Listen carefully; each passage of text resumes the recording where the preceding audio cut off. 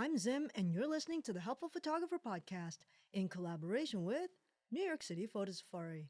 To register for a safari, please visit newyorkcityphotosafari.com.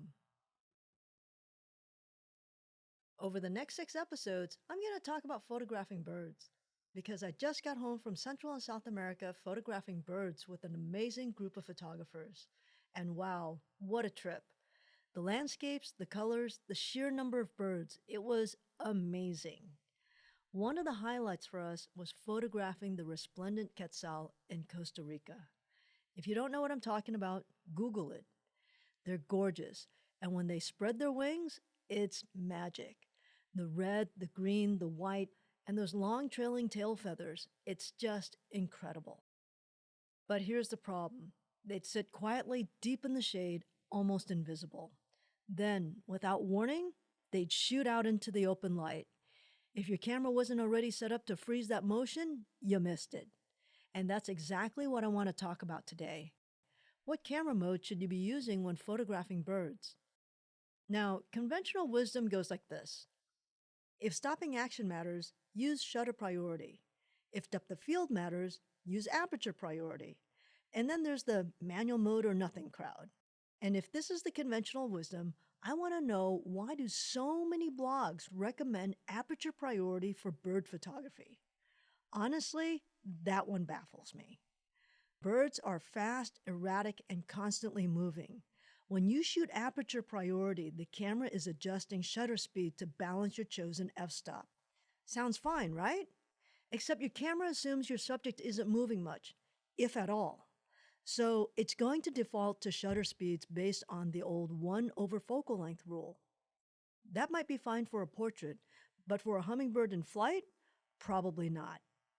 What ends up happening is you'll get motion blur. So what the bloggers are advising is that you up your ISO to force the camera into a faster shutter speed. But the problem is you're going to miss your shot as you fiddle with the ISO to force a faster shutter speed. At that point, why not just set the shutter speed yourself? Why do this weird hybrid manual mode thing? Let me give you an example. Imagine you're shooting in bright sunlight, shooting at ISO 100 f8. Great conditions, right? With that, you're probably getting a shutter speed around 1/2000th of a second. Perfect for freezing most action. But then the birds dart into the shade. Suddenly, your camera slows down to maybe 1 over 500th of a second, or even slower because it's dark there in the shade, and because you have a low ISO of 800, and you miss the shot because the shutter speed is just too slow. Let's flip the scenario. The bird is under the canopy, and you're at ISO 3200, aperture still at f8, and the bird bursts into the sunlight. Your shutter speed rockets to 1 over 8,000, let's say. Fundamentally, that's fine. Your camera can handle that, and you stop the action. But you're still stuck at 3200 ISO, which means unnecessary noise when you could have been down around ISO 800. This is exactly why I recommend shutter priority with an auto ISO. You pick the shutter speed, say 1000th or even 1/4000th of a second, and the camera adjusts your ISO and the aperture to keep up. That way, you're always fast enough to freeze motion. And yes, sometimes it means shooting wide open, but that's the trade-off. There's always a trade-off. It's rare that you'll ever get everything you want. Sorry, deal with it. That's life. And here's the thing. With modern cameras and today's noise reduction tools, a sharp image at ISO 6400 or even 20,000 looks a whole lot better than a blurry shot at ISO 800. Sharp and noisy beats blurry and noiseless every single time. Because now we have denoise programs that will help take away that noise. But the blur, for now, that's going to be a real tough one. Now, let's talk about manual mode for a second. Here's my main gripe. A lot of people think shooting in manual mode magically fixes lighting problems. Spoiler alert, it doesn't. The M doesn't stand for magic, all right? Got it? Get over it. Your light is your light. Whether it's dawn, dusk, or the depths of a jungle, you still have to work with whatever lighting is available. The problem with shooting in manual mode, especially when you're shooting birds, is that they tend to go from light to dark, back and forth.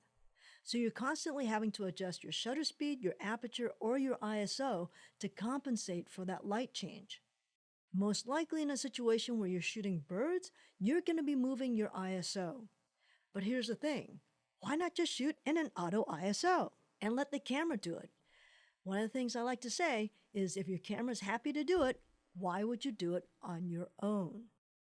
In this situation, that leaves you to only moving your shutter speed to either adjust for the fact that the bird is on a perch or if it's flying. Again, why not just shoot in shutter priority? All right, that said, manual does have its place. Don't get me wrong. If you're trying to balance depth of field and shutter speed, say you need an f8 instead of wide open while hitting a specific shutter speed, manual can make sense. But it is likely that you're shooting a fairly high shutter speed because you're shooting birds. And so with settings like that, you've likely cut a lot of light out, which means you're going to have to compensate with ISO, which is what I just said. This is why I would strongly recommend using auto ISO in these situations. Otherwise, you will likely be grossly underexposed. And these days, I'm finding that if you're underexposed by more than one stop or so, you are really going to have some noise issues when you try to bring that image back up in post. I'm aware that a lot of people out there like to set their ISO limit really low for fear of noise. Someone even told me that they don't like shooting higher than 800 ISO. While I was in Colombia, I was having to shoot at 20,000 and even 51,000 ISO very often. Doing a noise reduction on 20,000 ISO images was actually fine. I will admit that 51,000 ISO images were bad, but this is a far, far cry from ISO 800. I also found that images that were 2.5 stops overexposed at 32,000 ISO was sure as heck better than an underexposed image at 500 ISO. My undershot at 500 ISO was unrecoverable, while the overexposed shot was exceedingly tight when I brought it back. So setting a low ISO will not solve your noise problems if you end up with an underexposed shot. Remember, the M does not stand for magic. And if you're constantly adjusting your ISO manually while your subject moves between sun and shade, you're probably going to fall behind. And that's why auto ISO is such a key tool for bird photography. One extra tip. A lot of higher end cameras let you set a minimum aperture even when you're in shutter priority. So you can tell the camera, don't go wider than f4 or f8 or whatever, and it'll still work to keep your shutter speed and exposure where you want them. That can really help if for whatever reason you care about maintaining some depth of field. So let me sum it up. Shoot birds in shutter priority with auto ISO. Don't be afraid of high ISO. It's better than motion blur. Manual mode is fine, but don't fool yourself into thinking that it solves lighting problems. If your camera supports it, set a minimum aperture while shooting shutter priority to give yourself a little more control. But be careful you're not reducing the available light too much. Bottom line, speed is king when it comes to birds in motion. Get the shot sharp first and worry about the noise later. But know that there are limits. If you're shooting that tiny little kingfisher 100 feet out, nothing's going to help you, okay? You still got to get closer. All right, that's it for today.